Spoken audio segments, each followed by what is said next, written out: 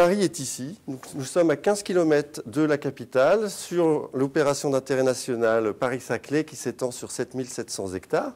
Le cœur a été sanctuarisé par une zone de protection naturelle, agricole et forestière qui s'étend sur plus de 2300 hectares. Et les franges sont en cours d'aménagement et se développent sur des quartiers existants qui accueillent 10% de la recherche française. Nous devons simultanément réfléchir à des échelles distinctes, à celle du territoire de l'établissement public, donc sur environ 30 km, mais simultanément aussi à l'échelle du sud du plateau, où sont regroupés l'essentiel des campus aujourd'hui, donc sur environ 7 km. Puis enfin, nous devons aussi imaginer la mise en œuvre d'espaces publics pour l'un des quartiers pour environ 3 km. C'est une échelle inédite de projet. Il nous a semblé dès le début très important de nous faire accompagner par une équipe de maîtrise d'œuvre urbaine et paysagère, là où d'habitude on ne fait que de la planification réglementaire, parce que pour nous, la question du paysage était la clé d'entrée du projet. Nous nous sommes tous référés à un exemple relativement récent, au tout début du XXe siècle. L'expansion du campus Georgetown près de Washington s'est faite justement avec un paysagiste comme leader de cette équipe de mise en œuvre. Bien sûr, il y avait beaucoup de préexistence à Saclay, notamment des campus importants, souvent de l'ordre de 200 hectares comme le CEA. Au fond, ce qui apparaît très fort dans ce territoire, sur les cartes bien sûr, mais aussi dans le site, ce sont ces coteaux boisés. Ces coteaux boisés constituent des lignes d'horizon depuis le plateau comme depuis les vallées. L'amplification de ces présences boisées, c'est l'élément physique qui peut donner la cohérence à un ensemble préexistant de lieux de recherche qui sont dispersés. La géographie amplifiée est un élément de cohérence qui opère aussi pour ce cadrage de 7 km. C'est la ligne d'horizon, c'est l'adossement, mais il est nécessaire également pour ces 7 km d'avoir un système de parc, ce que nous appelons d'ailleurs une lisière, qui va donner la cohérence à tous les quartiers. Cette maquette permet d'apprécier ce que sera la lisière à terme. Donc la lisière, c'est l'espace de transition paysagère entre les terres agricoles d'une part et les différents quartiers du campus urbain.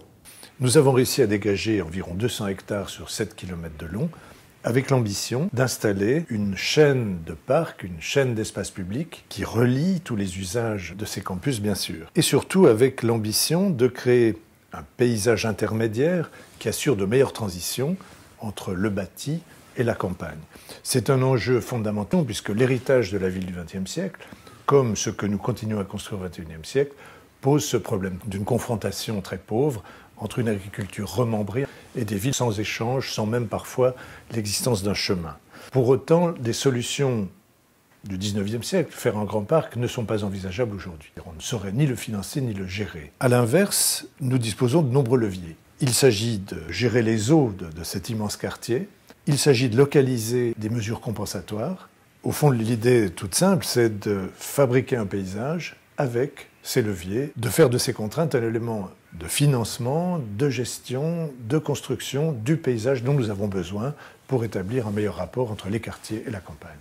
Donc la parcelle EDF s'installe sur la lisière, en fait sur la bordure de l'aménagement du territoire de Paris-Saclay. Donc on va trouver des parcelles un peu plus grandes.